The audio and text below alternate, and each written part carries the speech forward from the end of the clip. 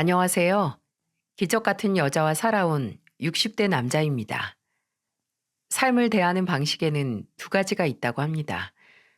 하나는 세상에는 기적이라는 게 없다고 생각하면서 사는 것과 다른 하나는 세상의 모든 것이 기적이라고 생각하면서 사는 것이죠. 그리고 저는 그 두 가지 생각을 모두 해봤습니다. 몇 년 전까지만 해도 하루에도 수십 번 기적이 일어나길 바라면서 하늘에 매달리고 싶었던 적이 얼마나 많던지, 그리고 기적이 일어나지 않으면 그래, 기적은 무슨 기적이야. 말도 안 되는 일이지. 기적이 있다면 세상에 불행한 사람 하나 없을 거다. 라고 코웃음을 쳤었어요. 하지만 지금은 그래, 기적이 있었기 때문에 내가 지금까지 버텨온 걸 수도 있겠다. 그리고 그 기적은 바로 내 아내가 있었기에 가능했다라는 걸 알았습니다. 저는 그 기적과도 같은 여인을 20대 초반 처음 일을 시작해 들어간 공장에서 만나게 되었어요. 저는 그다지 눈에 띄지 않는 외모에 성격도 조용하고 뭐 하나 특출날 것 없는 사람이지만 아내는 어디에서나 주인공이 되는 사람이었죠. 일도 잘해서 공장 안에서 만능이라고 불렸고 또 사람들에게도 잘해서 의리의 박해란이라고 불리기도 했습니다. 정말 어디선가 누구에게 무슨 일이 생기면 도움을 주기 위해 바로 달려가는 게 제 아내였거든요. 그때는 온 공장을 누비고 다녔네요. 또 아내는 공장에서만 활약을 했던 게 아니었어요. 자자, 오늘은 무슨 날? 바로 말도 많고 탈도 많지만 화목한 우리 경기 공장 회식 날이죠? 다들 잔 들고 술 못하는 사람은 빨리 사이다 잔이라도 들어요. 더 높게 높게. 아, 좋습니다. 우리 이번 달 참 수고들 많이 했어요. 다음 달도 또 그 다다음 달도 내내 이렇게만 열심히 일합시다. 이렇게 회식 자리에서 직접 분위기를 띄우고 사람들을 즐겁게 해주니 회식이 있는 날이면 다들 아내가 오늘 스케줄에 가는지 확인하곤 했습니다. 오늘 혜란이 간대? 아, 혜란이 안 가면 안 가지. 라고 공장 직원들의 회식 참석 여부는 아내의 스케줄대로 움직였습니다. 그래서 아내도 그날은 피곤해서 회식을 건너뛸까 생각하다가도 아, 여러분의 성원에 힘입어 제가 없는 힘 쥐어짜서 회식에 가겠습니다. 라고 유쾌하게 외쳤어요. 그때는 뭐 젊고 어리기도 했고 뭐 하나 간절히 바래본 게 없는데 아내라는 사람은 제가 처음으로 간절히 바래본 상대였어요. 그렇게 용기를 내서 아내에게 다가갔고 말을 붙이고 함께 웃으며 가까워졌습니다. 그리고 제가 공장을 떠나 그 당시 아는 형님이 하시던 작은 사무실에 들어갈 때쯤 먼저 아내에게 제 마음을 전했고 그렇게 저희는 연인이 되었어요. 20대 중반 아내는 참 어린 나이에 저와 이른 결혼을 했죠. 저도 아내보다 2살밖에 많지 않고 어렸지만 저야 하루라도 빨리 아내와 결혼을 하고 싶었으니 나이가 적건 많건 상관이 없었지만요. 또 아내는 홀어머니 아래서 자란 장녀이기도 했거든요. 장인어른은 아내가 6살 때 먼저 세상을 떠나셨기에 장모님 홀로 어린 아내와 처제를 키우면서 살아오셨습니다. 그런 장모님께 장녀인 아내의 존재는 먼저 떠난 남편 대신 기댈 수 있는 든든한 버팀목이나 다름없었죠. 그래서 아내도 처음에는 결혼을 고민했었고요. 자신이 결혼하고 나면 아무래도 장모님이나 처제에게 소홀해질 수도 있을 텐데 만약 그래서 가족이 서운함을 느끼면 어떻게 하지? 하고 걱정을 했어요. 다행히 아내는 제 마음을 믿어줬습니다. 아내는 결혼식 날 너무 어린 시절에 헤어져서 얼굴도 기억이 안 나는 장인어른의 사진을 들고 행진했죠. 오른쪽에는 장모님께서 아내의 손을 꼭 잡아주셨고 아내는 부케 대신 장인어른의 젊은 시절 사진을 들고 제게 왔는데 그 순간 마치 아내가 들고 있는 사진 속 장인어른께서 제게 우리 혜란이 단 한순간이라도 소중히 하지 않으면 가만 안 둔다 라고 말씀하시는 것 같아 침을 삼켰던 기억이 나네요. 제 결혼 생활은 아내 덕에 단 한순간도 그늘이 진 날이 없었습니다. 그냥 지나갈 수 있는 순간도 특별하게 만드는 사람이었기에 그저 하루하루가 아내와 함께하면 지루할 틈이 없었죠. 또 아내는 특히나 결혼하고 나서 제 건강을 아주 철저하게 관리하기 시작했어요. 아내 덕분에 새롭게 알게 된 영양제 종류가 몇십 가지고 또 그렇게 술 좋아하던 사람이 이제 같이 술을 끊자며 술 마시면 상대방 안마 30분 해주기, 벌금 내기, 마트 갈 때 상대방 업고 가기 등 벌칙까지 만드는 게 아니겠어요? 저는 우리 아직 30도 안 됐다고 벌써부터 너무 건강 챙기는 거 아니냐, 조금 더 인생을 즐길 필요가 있는 거 아니냐고 했더니 아내는 고개를 저으면서 단호하게 말했어요. 건강 관리하는데 나이가 어딨어. 생각났을 때부터 일찍 챙기면 챙길수록 좋은 거지. 나중에 몸 안 좋고 체력 떨어지는 것 같아서 관리해야겠다 생각할 때는 이미 늦었을 때야. 소 잃고 외양간 고치면 뭐하나? 텅 빈 외양간만 남는 거지. 그런 아내 덕분에 저는 정말 1년 동안 감기 한 번 안 걸렸습니다. 아니, 걸리면 안 됐어요. 조금이라도 컨디션이 안 좋아 보이면 아내가 오만 가지 걱정을 했기에 그런 아내를 생각해서 아픈 티도 잘 안 내게 됐으니까요. 혹자는 이런 아내가 건강염려증이 아닌가 할지도 모르지만 아내가 이렇게 건강에 예민해진 건 다 이유가 있었어요. 일찍 돌아가신 장인어른 때문이었죠. 아내는 일찍 세상을 떠난 아버지 얼굴을 사진으로밖에 모른다는 것에 늘 큰 서러움을 가지고 있었고 또 평생 장모님께서 홀로 자식을 키워오면서 고생하신 걸 보고 자랐기에 자신의 자식들은 그런 아픔을 겪지 않고 저와 아내 둘 중 어느 한 사람이라도 그렇게 힘들게 살지 않길 바란 마음이었던 거였어요. 그렇게 결혼하고 2년 안 돼서 아들이 태어났고 연달아 딸이 태어났습니다. 아들이 태어나서 빽빽 우는 게 어째 제게 아빠 나 여기 있다고 내가 아빠 아들이라고 외치는 것만 같았던 기억이 나네요. 막 태어난 게 눈썹도 다 있는 게 어찌나 신기하던지. 아내의 배가 부풀어 갈 때는 막연히 이제 나도 아빠가 되겠구나 생각을 했던 게 현실이 돼서 한동안 잠도 이루지 못했습니다. 좋은 부모가 되고 싶다는 간절한 마음은 저뿐만 아니라 아내도 마찬가지였어요. 아내는 틈만 나면 제게 그런 말을 했죠. 여보, 나 정말 우리 수철이한테 좋은 엄마, 아니 멋있는 엄마가 되고 싶어. 우리 수철이가 무슨 일만 나면 나한테 달려와서 엄마 도와달라고 하는 그런 슈퍼맨 같은 엄마. 무슨 벌써부터 그런 생각을 해. 그러다가 정말 40 되고 50 넘어서도 우리 아들이 와서 도와달라고 바짓가랑이 붙들고 늘어지면 어쩌게. 에휴, 우리 아들이 설마 그 나이 되도록 그러고 살겠어? 내 말은 그게 아니고 나이가 아무리 들어도 그냥 우리 수철이가 엄마하고 생각하면 늘 든든하고 구세주처럼 생각하는 그런 엄마가 되고 싶다 이거지. 또 이것 말고 아내가 자주 하던 말이 있었죠. 딸이 태어나고 나서 아내는 아들하고 딸이 하루가 다르게 자라는 걸 보면 꼭 이런 말을 했어요. 여보, 우리 오래 살아야 돼. 오래 건강하게 살아야 수철이하고 수영이가 커서 이루는 것들 다 보고 죽지. 그러니까 우리 건강해야 돼. 알았지? 아내는 자식의 모든 순간, 행복하든 불행하든 그 모든 순간에 함께하길 바랐습니다. 참 재미있는 사람이죠? 아내는 그렇게 자식들의 모든 순간에 함께하길 바랬습니다. 제 아들이 군대 전역 후에 일찍 중견기업에 취직을 했을 때도 아내는 얼른 독립해서 연애하라고 부추기기까지 했죠.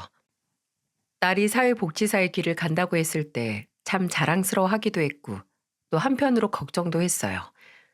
남을 도우면서 큰 기쁨을 느끼고 그걸 업으로 삼으려는 딸이 대견하고 대단하기도 했지만 그래도 그 길이 아무래도 많이 힘들 거라는 걸 알았으니까요.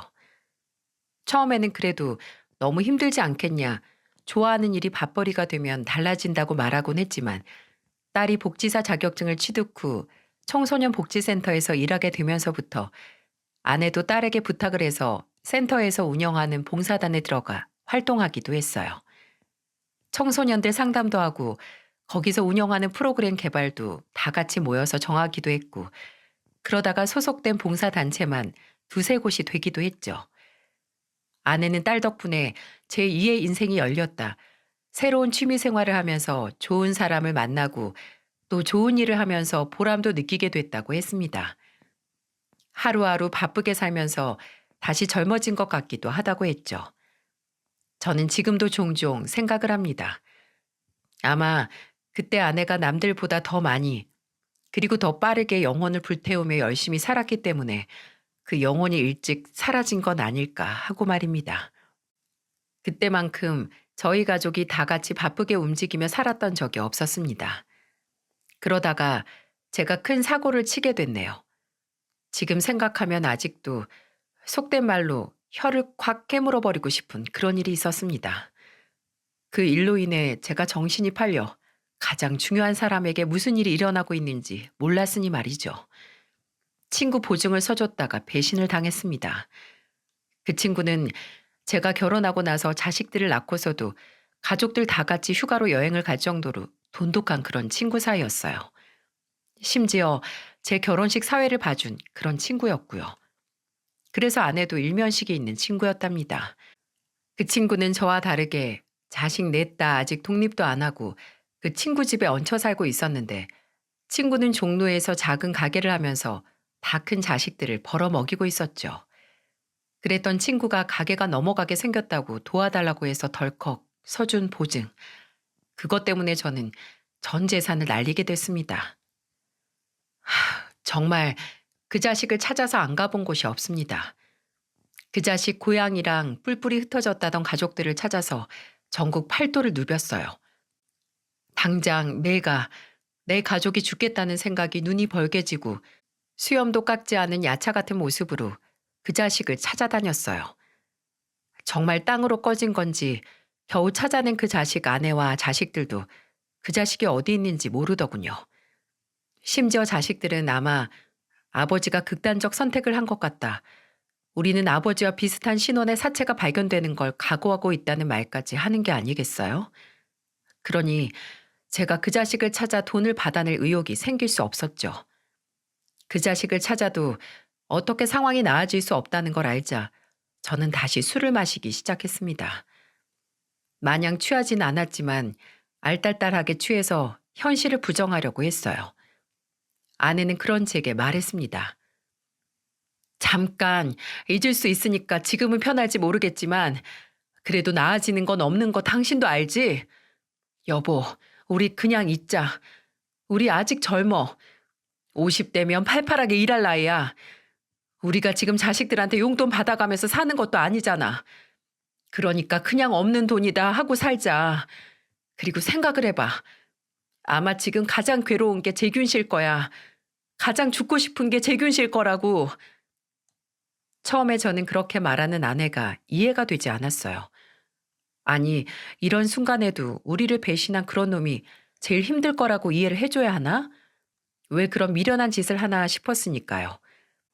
근데 아내는 그런 생각이 저를 배신한 친구를 위한 게 아니라 우리를 위한 길이라고 설명했어요. 용서가 어디 죄 지은 사람을 위해 해주는 건가? 다 우리 마음 편하자고 하는 거야. 당신이나 나나 어디 있는지도 모르고 살아있는지조차 모르는 재균 씨 원망하면서 매일 밤 잠 설치는 것보다 아이고 딱한 인간 어쩌다가 가장 친한 친구 배신하고 숨어 사나 이렇게 생각하는 게 우리 정신 건강에 좋다 이거야. 상대방을 한없이 불쌍하게 생각하면 도저히 못할 것 같던 용서가 되는 거니까 그냥 그렇게 생각하는 게 나아. 내가 불쌍한 것보다 나를 배신한 사람이 불쌍한 사람인 게 낫지. 당신은 불쌍하게 살고 싶어? 나는 싫어. 나는 불쌍하게 안 살고 남들 불쌍하게 여기고 용서하면서 살래. 저 혼자서는 평생 깨달을 수 없는 생각이었죠. 만약 아내가 없었다면 저는 아마 지금도 그놈을 찾아서 전국을 누비는 폐인이 됐었을 겁니다. 제 인생을 모두 나 배신한 사람 찾아다니는 데 썼겠죠. 물론 아내 덕분에 나중에는 그놈을 생각하면서 불쌍한 놈, 그까지 돈 때문에 가족 버리고 가장 친한 친구도 잃고 평생 숨어 살겠구나 하면서 혀를 차고 원망하는 걸 포기했지만 그리 빨리 마음을 다잡을 수 있던 건 아니었습니다. 그놈이 잠적을 하고 넉 달 정도 지났을 때 그 자식이 경기도 어디로 갔다는 얘기를 듣고 찾다가 공치고 집으로 돌아오는 길이었어요. 집에 도착해서 쓰린 속을 술로 더 쓰리게 만들려고 다용도실에 있는 소주를 가지러 나갔죠. 근데 다용도실 구석에 깨진 그릇 조각들이 신문지에 반쯤 쌓여서 있는 게 아니겠어요? 여보, 이거 뭐야? 그릇 깼어? 어? 그거 아까 설거지 하다가 손이 미끄러져서. 조심 좀 하지. 안 그러던 사람이 안 다쳤어? 아내가 설거지 하다가 손이 미끄러져서 그릇을 깼다고 하더군요.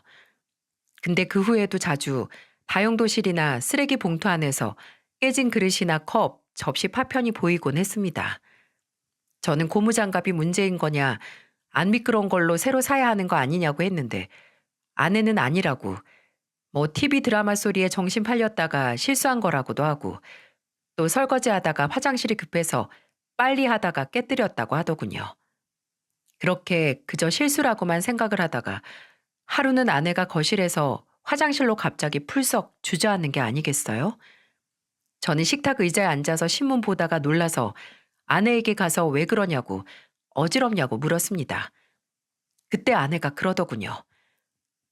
여보, 나 사실 요즘 내 몸이 내 몸 같지가 않아. 아내는 몸에 있는 관절이 아프다고 했습니다. 처음에는 오른쪽 손목 관절이 뻐근해서 그릇이나 컵을 놓친 거라고 했어요. 주저앉은 것도 골반이 뻐근하다가 힘이 빠져서 앉은 거라고 하더군요. 근데 금방 괜찮아졌어요. 좀 피곤하거나 몸을 많이 움직인 날만 그렇다고, 아무래도 자신도 이제 50을 바라보면서 나이가 들어서 이런 것 같다고 제게, 여보, 이제 나도 몸이 망가져 가나 봐. 라고 웃었습니다. 저는 말로만 아내에게 병원에 가보라고 했어요. 가서 파스라도 사서 붙이던가 아니면 너무 무리해서 운동하지 말라고 했습니다. 전부 말뿐이었죠. 당시에는 전 재산을 잃은 허무함과 분노, 그리고 아직 나를 배신한 친구를 찾는 걸 완전히 포기했을 때가 아니라서 아내가 보이는 모든 전조 증상들을 그저 아내의 말대로 나이가 들어가는 과정이라고만 생각을 했어요.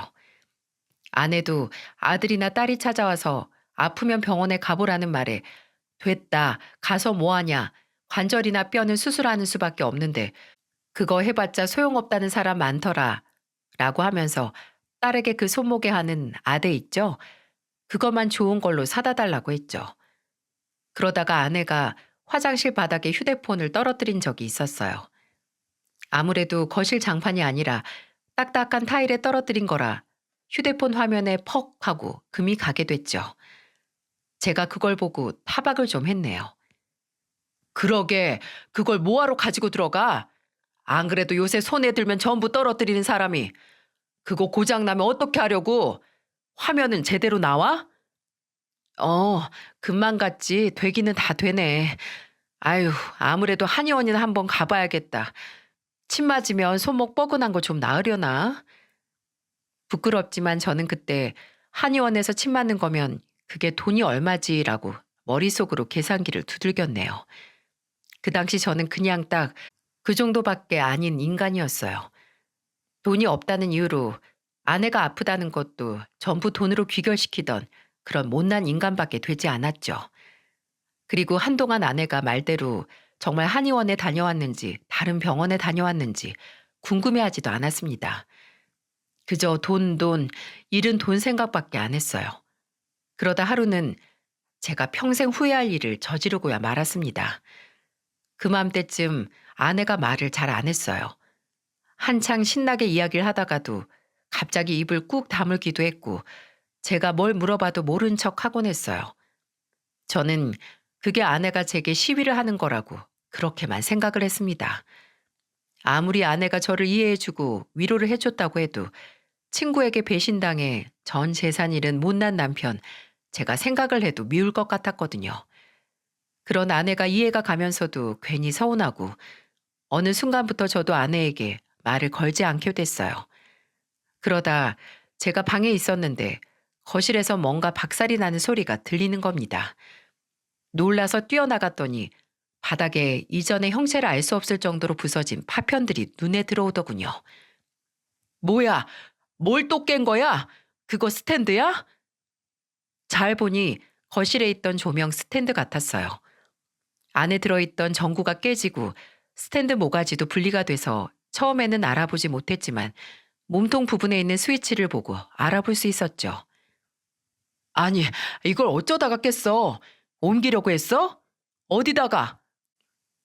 제가 다가가면서 물어도 아내는 한쪽 팔을 들어 제 쪽을 향해 흔들면서 오지 말라고만 하고 말을 하지 않는 겁니다.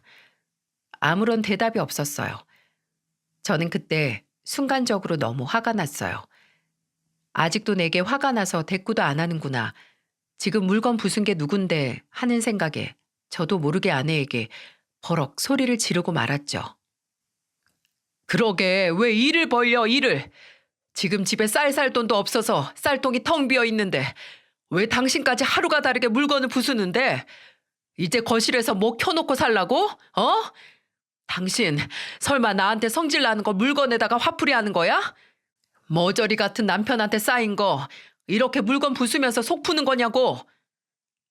지금 생각해도 억지나 마찬가지 말을 지르고 나서 숨을 헐떡거렸어요. 괜한 화풀이로 감정이 격앙된 거죠.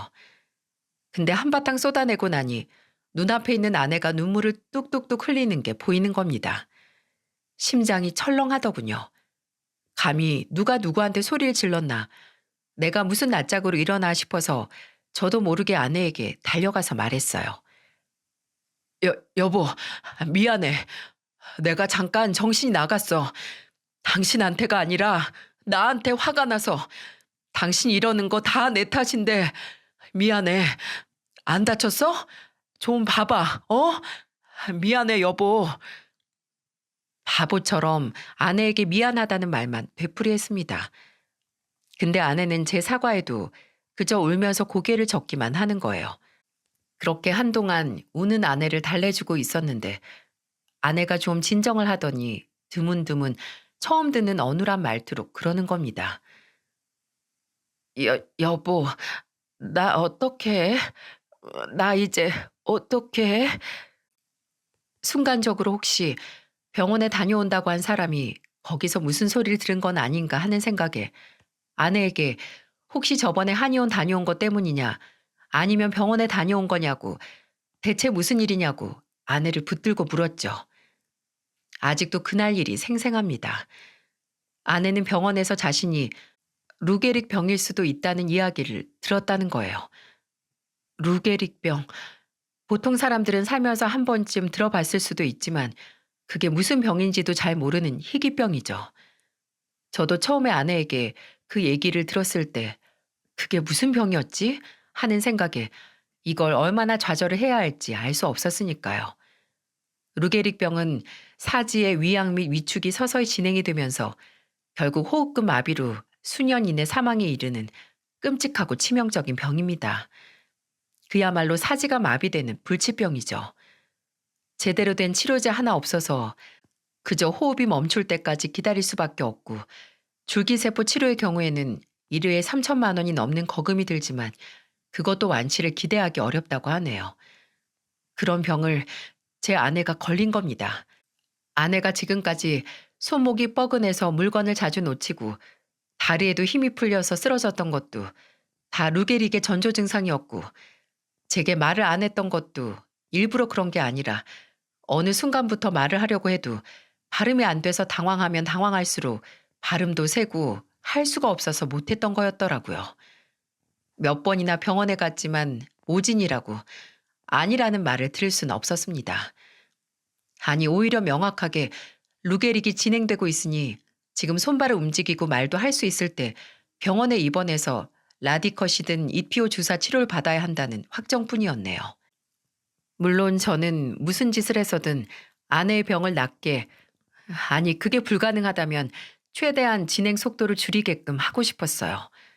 근데 그 당시 저는 보증으로 인해 신용불량자나 다름없었고 아내가 들었던 보험들도 모두 말소했던 터라 돈이, 그 돈이 문제였습니다. 앞이 깜깜하더군요. 집에 돌아와서 앞으로 어떻게 할지 막막한 암흑 속을 무력하게 들여다보고만 있을 때 아내가 제게 그러더군요. 여보, 내가 봉사단 다니면서 많이 봤잖아. 사지 마비돼서 침대에만 누워서 사는 환자들. 나 혼자 병원 가기 전에 어렴풋이 예상은 했었어. 혹시 나도 그 사람들처럼 이게 다 그 전조 증상이 아니었을까 하고. 그래서 더 모른 척 하고 싶었어. 그냥 나이가 드는 거라고. 아무 문제 없을 거라고 하면서 병원 가는 거 미루고 당신한테 말하는 거 미루고 하면서 미안해 여보. 모른 척 하지 말고 조금 더 빨리 알았어야 하는데 당신한테는 당신 몸 당신이 챙겨야 한다고 잔소리 해놓고 내가 내 몸 상태도 모른 척 하다가 이렇게 됐다. 그치? 미안해. 아내 미안해 소리에 저는 오열할 수밖에 없었어요. 지금 누가 누구한테 미안해 해야 하나요? 배신당하고 전 재산 거덜냈다는데 정신 팔려서 같이 사는 아내의 몸이 굳어가고 있다는 것도 모르던 저라는 인간이 하늘에 대고 그리고 아내에게 용서를 빌어야 하는 거 아니냐고요. 그때 이 못난 아빠를 구해준 게 바로 딸이었죠. 그 당시 20대로 일을 시작한 지 이제 막 5년이 된 딸이 제 연락을 듣고 집으로 찾아왔어요. 제가 엄마 몸 상태가 안 좋다, 루게릭병 같더라고 자식들한테 연락을 했었거든요. 오자마자 아내 팔다리를 만지면서 어떻게 하냐고, 어떻게 된 거냐고 하면서 울었습니다. 엄마 어떡해? 왜 엄마한테 이런 일이? 나 왜? 대체 왜? 아무래도 의사에게서 설명만 들은 저보다는 딸이 그 병에 대해 잘 알더군요. 사람마다 다리 근육이나 팔 근육 아니면 구강 근육이 먼저 굳기 시작하는데 차라리 다리를 못 쓰게 되는 게 낫다고, 구강 근육이 마비되면 밥부터 못 먹어서 몸이 빠르게 약해진다고 했습니다. 그렇게 내리 지 엄마와 그런 엄마 곁에 있는 아빠를 걱정하던 녀석이 며칠 뒤 찾아와 지 통장을 주면서 말하는 겁니다. 아빠, 이걸로 일단 엄마 입원시키고 주사 치료부터 시작해요. 조금이라도 걸을 수 있고 말도 할 때 치료 시작해야 진행 속도 늦출 수 있어. 이게 뭐야? 수영이 너, 이거 네 적금이잖아. 너 취직하고 분 적금 아니야? 이걸 왜 아빠한테 다 줘? 그럼 어떻게 해요? 당장 엄마 실비 보험도 없으면서. 걱정 말아요. 나 이거 말고도 돈 있어. 그리고 앞으로도 모을 거고. 내가 지금 이 나이에 집을 사겠어, 차를 사겠어, 아니면 결혼을 하겠어. 나는 앞으로도 몇 번이고 이런 돈 모을 수 있으니까 아빠는 엄마 걱정이랑 아빠 자신 걱정만 해요. 태어날 때 내 손으로 직접 탯줄을 잘랐던 애가 언제 이렇게 든든하고 대단하게 자랐는지. 딸에게 아내 병원비를 받는 게 염치 없고 부끄러웠지만 단호하게 더 이상 거절 말라고 자식에게 도움을 받는 걸 부끄러워하지 말라는 딸의 말에 이런 딸을 보내준 하늘과 또 이런 딸을 낳아준 아내에게 고마워하는 마음으로 그 돈을 받았습니다. 최소한 초기 치료 비용과 입원비는 해결했다는 생각에 밤에 조금이라도 잠을 잘 수 있었어요. 곧 아내와 병원에 상담을 하러 가서 입원 날짜를 상의하려고 했죠. 근데 아내가 입원을 하지 않겠다는 겁니다. 아니, 병원에 가서 입원 날짜를 잡았는데 그 날짜 말고 며칠 뒤, 딱 일주일 뒤에 입원을 하는 게 어떻겠냐고 하는 거예요. 저는 그게 무슨 소리냐, 수영이가 지 전 재산이나 다름없는 돈을 내어줬는데 하루빨리 입원해서 치료를 해야지, 이제 치료비가 없는 것도 아닌데 미룰 걸 미루라고 했죠. 처음에는 아내가 딸의 돈을 쓴다는 것에 대한 죄책감 때문에 그런가 하고 생각을 했는데 딱 일주일 뒤라는 기간을 정해두고 말하는 게 뭔가 이상하다 싶더라고요. 저는 아내에게 무슨 일이 있는 거냐 솔직히 말해달라고 했습니다. 여보, 살면서 서로한테 비밀 만들었다고 후회한 거 한 번이면 족하지 않어? 그러니까 말해. 제발. 아니, 왜 그러는 건데? 제가 그렇게 말하자 아내는 그제야 제게 사실을 털어놨습니다. 딸이 통장을 주고 가고 며칠이 지나서 제가 집에 없었던 때 아들이 아내를 찾아왔다고 해요. 그날 저는 아마 루게릭병을 앓던 친척이 있었던 지인을 만나러 나갔었을 거예요. 아내는 아들이 걱정이 돼서 엄마 상태를 살펴보려고 왔다고 생각했지만 그게 아니었습니다. 아들은 아내에게 동생에게서 적금을 받은 걸 들었다고 하면서 이렇게 말했다고 해요. 엄마, 수영이가 준 돈, 나 딱 일주일만 빌려줘요. 제발, 이유는 묻지 말고 딱 일주일만. 네? 내가, 내가 정말 너무 급해서 그래. 아내는 당장 무너질 것처럼 부탁을 하는 아들에게 딸이 준 그 3천만 원이라는 돈을 내어줬다고 합니다.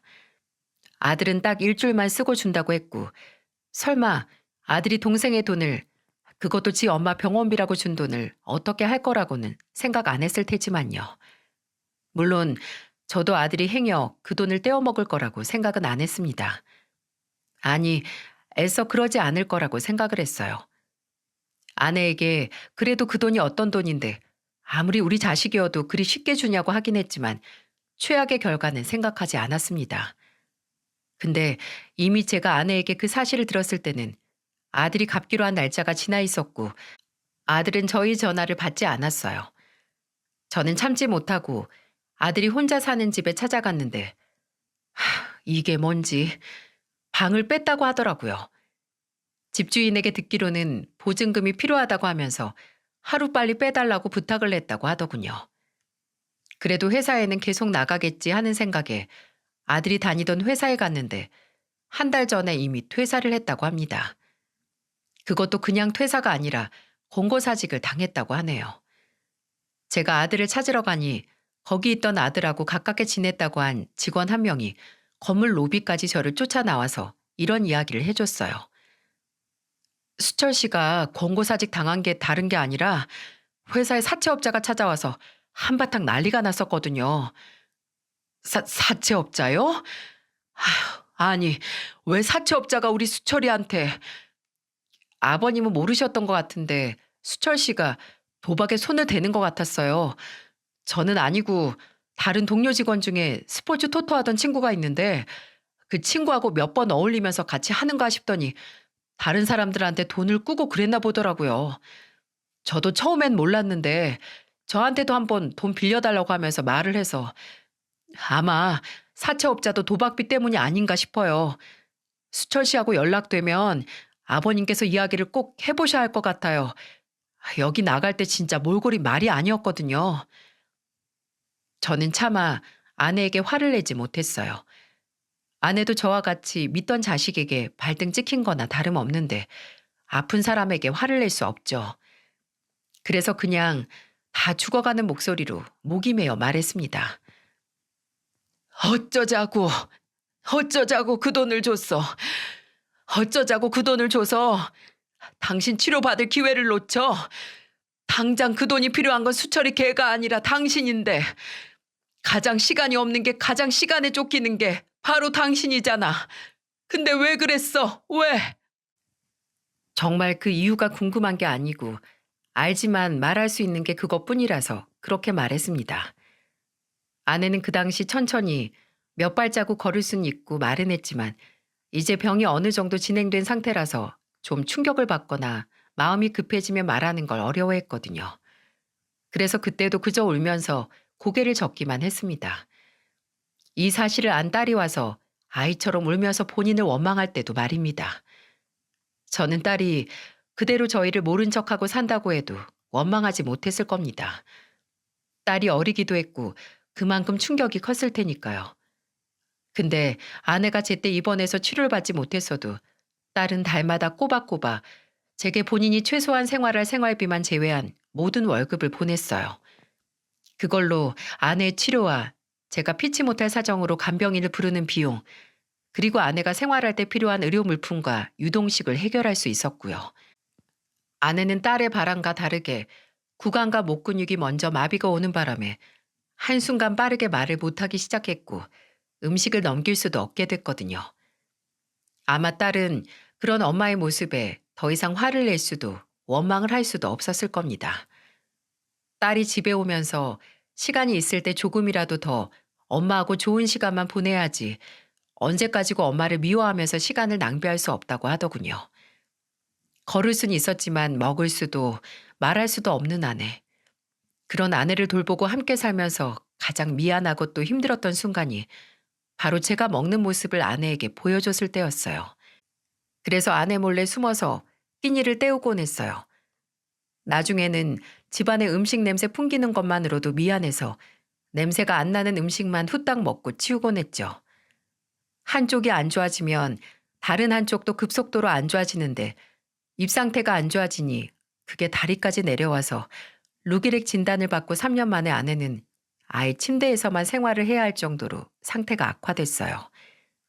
입을 움직일 수 있을 때만 해도 엄마를 만나러 온 딸을 따라서 노래도 부르고 걸을 수 있을 때는 언제 못 걷게 될지 모른다고 밤마다 저와 산책을 나가던 사람의 세계가 말도 못하고 못 움직여서 작은 침대로 축소되는 게 얼마나 힘들었겠어요. 그래서 저도 딸도 최대한 아내에게 세상을 보여주기 위해 노력을 했습니다. 그래도 세상이 좋아져서 큰 노트북 모니터로 딸이 나가서 동영사진이나 사진을 찍어다 주면 아내에게 그걸 보여주면서 이야기도 할 수 있었어요. 아내와는 눈 한 번 깜빡이면 응, 두 번 깜빡이면 아니, 이렇게 소통을 했고요. 딸도 처제도 자주 집에 찾아와서 저를 도와줬기에 자음 모음이 있는 커다란 판넬로 연습을 해서 아주 간단한 문장은 아내가 저희에게 전달을 할 수 있었고요. 물론 아내의 눈이 마르거나 제가 제대로 글자를 짚지 못해서 맞을 때보다 틀릴 때가 더 많았지만 그래도 적게나마 아내의 마음이 제게 닿을 때면 그렇게 마음이 벅차오를 수 없었습니다. 아내의 팔, 다리, 몸 전체에 점점 근육이 빠지는 걸 보는 건 목욕을 시키고 수건으로 몸을 닦아주면서 매번 눈물을 삼켰지만 그래도 이런 상태에서도 숨을 쉬며 하루하루를 버텨내는 아내가 그리고 저 자신에게 고마웠어요.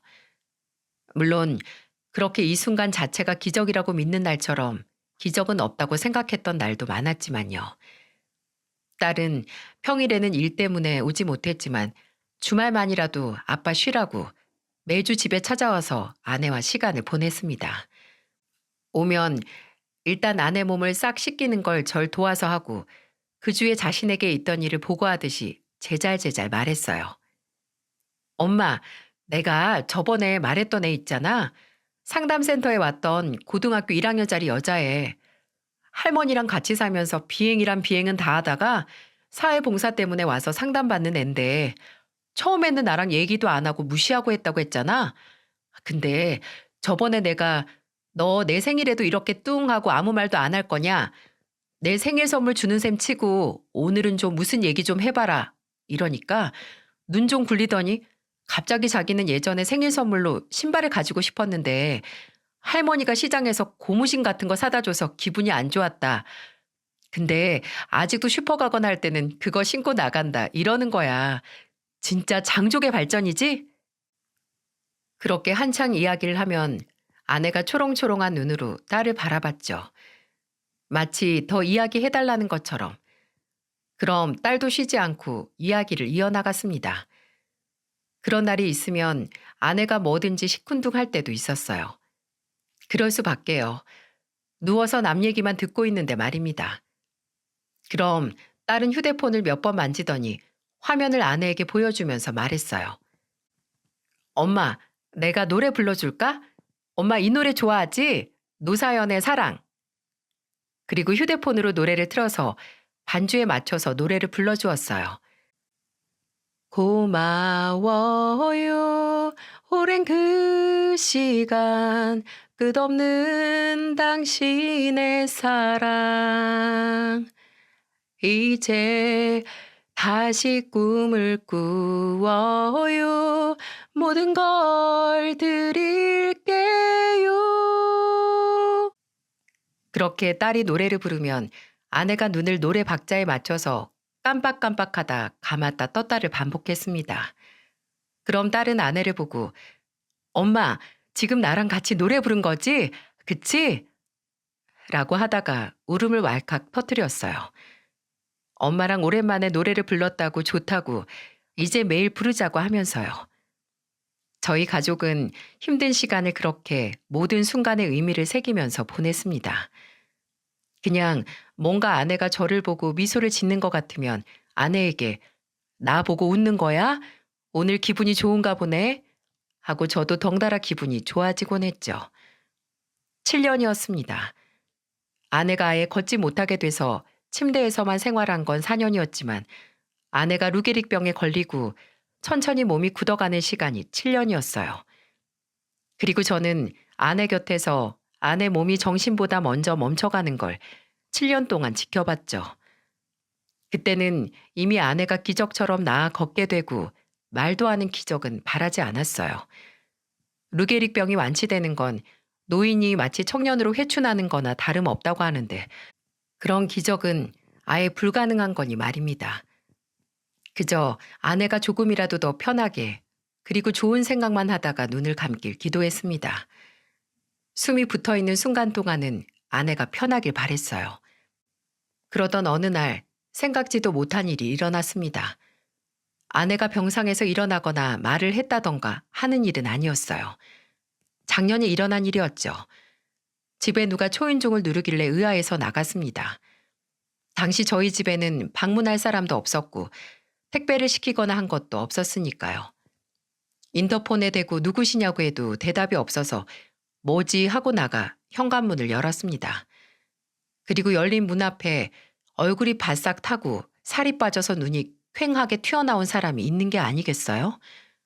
누가 보면 어디서 산에 들어가서 생활한 도인으로 생각을 했을 겁니다. 하지만 저는 보자마자 바로 누군지 알아봤어요. 그건 7년 전에 아내 병원비를 들고 사라진 사람, 바로 제 아들이었죠. 저는 그 얼굴을 보자마자 고민할 것도 없이 주먹을 날렸습니다. 거침없이 주먹을 날려서 툭 튀어나온 강대뼈를 후려쳤어요. 아들도 이미 지 죄를 알고 예상을 했던 건지 맞고 나서 오뚜기처럼 일어나더라고요. 덤덤한 얼굴로 고개를 푹 숙이고 아무 말도 안 했습니다. 가 이 자식아. 네가 무슨 낯짝으로 이제 와서 얼굴을 들이밀어. 마음 같아서는 온 동네가 떠나가라 소리를 지르고 싶었지만 집안에 있는 아내가 들을까 차마 소리를 지르지도 못했네요. 아들은 제 말에 덜덜 떨면서 말하더군요. 죄송해요, 아버지. 저도 제가 도저히 용서받을 수 없는 잘못을 한 건 알지만 그래도 제발 저 엄마 한번 보게 해주세요. 제발요. 저는 절대 안 된다. 네가 버리고 간 네 엄마. 네가 병원비 들고 날라서 치료도 못 받은 네 엄마. 너 같은 놈 보라고 하고 싶지 않다고 내쫓으려고 했습니다. 근데 아들은 물러서지 않았고 맞아 죽어도 좋으니 엄마를 만나게 해달라고 빌었죠. 한참을 실랑이를 하다 저는 그래 네가 어디 지금 네 엄마를 보고 살 수 있을지 보자 싶더라고요. 침대에 누워서 움직이지도 못하는 엄마를 보고 충격이나 받으라는 제 딴에는 고해한 자식에게 내리는 벌 같은 거였습니다. 저는 어디 보고 싶으면 보라고 하면서 아들을 끌고 아내가 누워있는 방 안으로 갔습니다. 그리고 먼저 아내에게 말했어요. 여보, 우리 아들 김수철이가 당신한테 돈 가지고 몇 년 동안 살았는지 죽었는지도 모르던 김수철이가 당신 보여달라고 왔어. 아내는 당연히 미동도 없었죠. 그저 금붕어처럼 동그란 눈을 깜빡이지도 않고 있을 뿐이었어요. 아들은 방 안으로 들어가서 침대 위에 누운 아내의 모습을 보자마자 주저앉아서 짐승처럼 울부짖었고요. 그 처절한 울음소리에 무슨 말을 하는지 알아먹을 수 없었지만 심정은 알 수 있었습니다. 저는 그런 아들의 등을 마구잡이로 팼어요. 네가 사람 새끼냐. 너는 울 자격도 없다. 한 번 봤으니 이제 찾아오지도 말고 네 인생 살라고. 너 같은 거 없는 자식인 셈 치고 살 테니까 당장 나가라고 하면서 등을 주먹으로 치고 발로 밟으면서 7년지 분풀이를 했습니다. 근데 그때 아내가 저를 향해 빠르게 눈을 깜빡이기 시작했어요. 깜빡깜빡, 또 깜빡깜빡. 이렇게 연속으로 2번씩 몇 번이고 계속 말입니다. 그건 아니라는 뜻이었네요. 아니. 아내는 제가 아들을 때리고 너 같은 건 우리 자식도 아니라는 말에 아니라고 말하고 있었어요. 맥이 탁 하고 풀리더라고요. 그렇게 당하고 그렇게 가장 비참한 순간에 배신을 당하고도 아내는 아들을 용서하고 품은 겁니다. 그래서 제게 아들을 때리지 말라고, 내쫓지 말라고 하는 거였고요. 그 순간 왜 저런 사람이 몇 년 동안 이런 끔찍한 병으로 고생을 해야 하나 싶고, 저도 아내와 그리 오래 살아놓고 아내가 어떤 사람인지 새삼 깨닫게 된 게 우습기도 했어요. 그래서 한동안 침대 위에 있는 아내와 제게 두들겨 맞으면서도 엄마, 엄마 하고 울면서 우는 아들을 가만히 바라보고 있었죠. 아들이 어느 정도 눈물을 멈췄을 때는 아들에게 말했어요. 밥은 먹었냐? 아들은 대답하지 못했죠. 저는 온 김에 밥이나 먹고 가라. 네 엄마, 너 밥도 안 줬다고 하면 나한테 불호령 떨어뜨린다. 라고 하면서 주방으로 갔습니다. 그리고 간단하게 아침에 제가 먹던 찌개와 김치, 김하고 나물 반찬 몇 개를 쟁반에 받치고 다시 방 안으로 갔어요. 그리고 아들에게 주면서 말했습니다. 먹어라. 네 엄마 앞에서 먹어. 네 엄마, 너 밥은 먹고 다니나 누구보다 궁금해했을 사람이니까 그런 사람 앞에서 꼭꼭 씹어서 잘 먹어봐. 네 엄마 한 좀 풀어줘라. 그렇게 아들은 1시간 동안 천천히 아내 앞에서 밥을 먹었습니다. 그리고 아내는 그 모습을 눈도 잘 깜빡이지 않고 초롱초롱한 눈으로 바라봤죠. 나중에 아들에게 듣기로는 그때 가져간 3천으로도 빚을 못 갚아서 지방으로 도망가듯이 내려갔고 그곳에서 몇 년 동안 막노동을 하면서 남은 빚을 갚았다고 하더군요.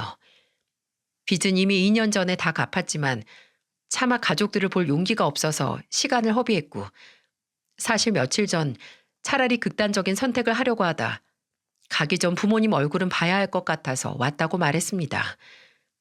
저는 그렇게 말하는 아들에게 다른 말을 해줄 수 없었어요. 아들도 아들 나름대로 지옥 속에서 살아왔는데 뭐라도 할 얘기가 있었겠습니까? 저는 온 김에 동생도 보고 가라고 동생 보고 용서를 빌라고 말했습니다. 아내만큼 아들이 용서를 빌어야 하는 대상이 바로 딸이었으니 말입니다. 제게 연락을 받고 온 딸은 아들을 보자마자 세게 따귀를 올려붙였어요. 그리고 분노로 부들부들 떨면서 소리를 지르기 시작했어요. 그렇게 갔으면 차라리 얼굴에 기름칠이나 하지. 거지 새끼 같은 몰골로 어딜 찾아와. 그러고 싶냐? 이런 꼴 엄마랑 아빠한테 보여주고 싶어 이 자식아? 어쩌자고 그런 짓을 해. 어쩌자고. 차라리 나타나지 말지 이 이기적인 놈아. 그래놓고 가족 보고 싶다고 기어들어와? 네가 기어들어오면 우리가 널 받아들여줘야 돼? 나중에는 해야 할 말도 제대로 생각이 안 나는지 소리만 아각 지르기도 했어요. 딸이 그동안 얼마나 마음고생을 하고 힘들었는지 그 마음이 처절하게 다가와서 저도 그런 딸을 보고 숨통이 조여오는 것 같았습니다. 아들은 그저 딸 앞에서 죄인 마냥 무릎을 꿇고 고개를 숙이고 있을 뿐 차마 용서도 구하지 못하더라고요. 한참을 그렇게 화를 내던 딸은 불현듯 엄마는? 이라고 묻더군요. 엄마는 오빠 용서해 준대? 오빠 보고 잘 왔대? 그래, 엄마는 바로 용서해 줬겠지. 엄마는 그런 사람이니까. 오빠도 솔직히 엄마라면 오빠 용서해 줄 거라고 생각해서 이렇게 온 거 아니야? 진짜 그런 사람한테 오빠가 대체 무슨 짓을 했는지 알겠어? 딸은 지금이라도 평생 엄마에게 사죄하는 마음으로 살라고 남은 시간도 얼마 없는 엄마에게 더 좋은 추억 남겨주는 걸로 사죄를 하라고 했습니다. 나는 어차피 오빠 용서할 마음 없지만 그래도 엄마 앞에서는 아니어도 그런 척 할 거라고요. 저도 딸의 그 말이 이해가 갔습니다. 죽은 사람 소원도 들어준다고 하는데 살 사람 소원은 못 들어주겠어요? 딸은 그저 찾아오는 가족들 얼굴 보는 오로지 그 낙으로 사는 아내에게 조금이라도 더 가족들끼리 함께하는 모습을 보여주고 싶은 그 마음이었을 겁니다. 그리고 물론 저도 같은 마음이었고요. 아들이 얼마나 미운지와는 별개로 저는 아들에게 자주 찾아오라고 말했습니다. 아내에게 많이 얼굴을 비추라고 말했어요. 아들은 그래도 아직 자주 찾아올 염치는 없는 건지 찾아온 날 후로는 돈만 계속 보내올 뿐 찾아오지 못했었는데 다시 한번 딸에게 호되게 혼난 후에는 비 맞은 동네 떠돌이 개 같은 얼굴로 찾아오기 시작했네요. 그렇게 저와 딸, 처제, 그리고 아들이 함께 돌아가면서 아내를 돌보기 시작했죠. 그때는 찾아온 아들이 몹시 원망스러웠지만 지금은 아들이 그때라도 찾아온 게 그저 다행이라는 생각만 드네요. 아내가 그래도 온 가족들 얼굴 원 없이 보다가 떠났으니 말입니다. 아내는 아들이 다시 찾아오고 나서 8개월 후 한밤중에 자다가 세상을 떠났거든요. 습관처럼 새벽에 아내의 상태를 보기 위해 잠에서 깨곤 했는데 그날은 정말 미세하게 들리던 아내의 숨소리가 들리지 않는 거예요. 그 고요함에 아내의 코 아래로 손가락을 가져다 보는데 숨이 느껴지지 않는 겁니다. 말 같고 아기 같은 얼굴로 아내는 가족들에게 작별 인사 없이 떠났어요. 아니, 어쩌면 이미 저희에게 마음속으로 매 순간 작별 인사를 했지만 저희가 듣지 못한 걸 수도 있고요. 아내의 장례식에서 딸은 제게 이런 말을 하더군요. 우리 착한 엄마, 이제 오빠까지 얼굴 보고 나니까 우리 고생 말라고 그 한밤중에 몰래 갔나 보다. 정말 끝까지 우리 생각만 하다 간다. 라고 말입니다. 지금도 아내를 생각하면 온몸이 미지근한 물을 머금은 스펀지 마냥 먹먹하기만 합니다. 못해준 게 너무 많아서 미안하고 아내의 아픔을 대신 가져오지 못해서 미안하고 그래요. 그리고 매 순간 기적을 바라던 과거의 제 자신이 너무나 미련해서 미안합니다. 지금 생각해보면 아내에게는 가족과 보내는 그 하루하루가 모두 기적과도 같았을 거예요. 근데 저는 옆에서 기적이 일어나길 바랐다니 한심하죠. 이미 기적을 살고 있는 사람에게 말입니다. 한동안은 아내가 쓰던 환자용 침대나 이불, 수건이나 옷을 치우지도 못하고 살았어요. 아내가 쓰던 침대에 올라가서 하루 종일 누워있기도 했습니다. 근데 이제는 제가 아내가 살던 그 기적과도 같은 하루를 이어받아 살아가야겠다는 생각이 들어요. 딸의 말처럼 아내가 우리 힘들지 말라고 그렇게 갔으니 남은 제 시간은 온전히 저를 위해 그리고 아내를 추억하면서 그렇게 매일 기적을 이루면서 살아야겠습니다. 제게는 아내를 닮아서 현명하고 착한 딸이 있고 또 큰 잘못을 저질렀지만 이제는 그 잘못을 용서받기 위해 마음을 다잡고 사는 아들을 아내 대신 지켜볼 의무가 있으니 말입니다. 마지막으로 우리 수영이 수철이 엄마, 내 사랑스러운 혜란 씨, 나 우리 수영이랑 수철이 지켜보다가 당신처럼 조용히 눈 감고 당신 곁으로 갈 테니까 그때까지 조금만 기다려줘. 내가 늘 당신 생각하고 또 한결같이 사랑하는 거 알지? 많이 미안하고 또 사랑해. 부디 저와 제 아내 이야기를 듣고 조금이나마 용기를 얻거나 희망을 얻으시고 또다시 살아갈 기분 좋은 에너지를 얻고 가시길 바랍니다. 세상에 가족이 주는 희망보다 더 내게 힘을 주는 건 없으니까요. 들어주신 모든 분께 감사합니다. 모두 건강하고 시간이 더 지나기 전에 사랑하는 사람들과 좋은 추억을 쌓으시길 바랍니다. 함께 해주셔서 감사합니다.